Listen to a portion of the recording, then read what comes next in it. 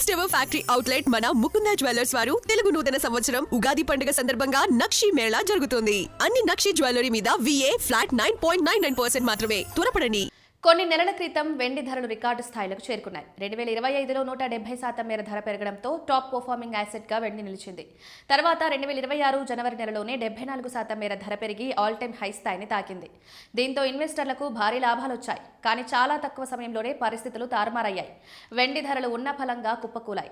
Long term, short term ఇన్వెస్టర్లు ఇద్దరికీ భారీ నష్టాలు మిగిల్చింది. పీక్ స్టేజ్ నుండి వెండి ధర ఏకంగా 2.24 లక్షలు పడిపోయింది. మార్కెట్లో ఇటీవలి కాలంలో అతిపెద్ద క్రాష్గా పరిగణిస్తున్నారు. ఇది కేవలం స్వల్పకాలిక సర్దుబాటు మాత్రమే కాదని మార్కెట్ సెంటిమెంట్లో వచ్చిన బలమైన మార్పుగా విశ్లేషకులు భావిస్తున్నారు. ఈ పరిస్థితిని నిపుణులు ఫాలింగ్ నైఫ్తో పోలిస్తున్నారు. అంటే వేగంగా పడిపోతున్న కత్తిని పట్టుకునేందుకు ప్రయత్నిస్తే చేతులు తెగే ప్రమాదం ఉన్నట్లే.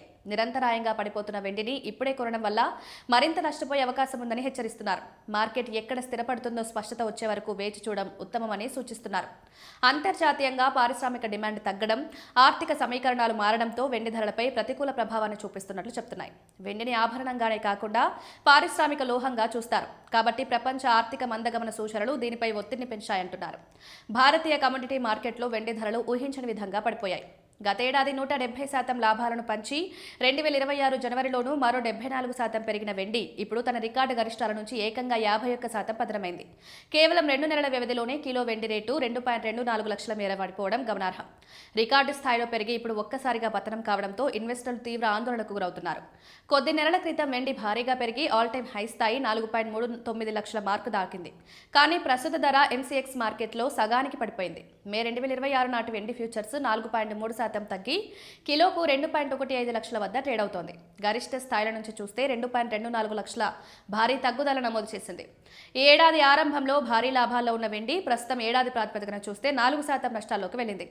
అమెరికా డాలర్ ఇండెక్స్ 97% నుంచి 100.15 స్థాయికి పెరగడంతో వెండిపై ఒత్తిడి పెరిగినట్లు విశ్లేషకులు చెబుతున్నారు.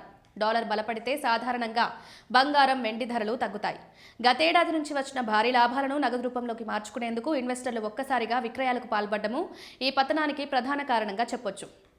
వెండి వినియోగంలో 60% పైగా వాటా గల చైనాలో పారిశ్రామిక కార్యకలాపాలు నెమ్మదించడం డిమాండ్ను తగ్గించింది. సోలార్ ప్యానెల్ తయారీదారులు వెండికి ప్రత్యామ్నాయాల వైపు చూడడము ధరలపై ప్రభావం చూపినట్టు తెలుస్తోంది.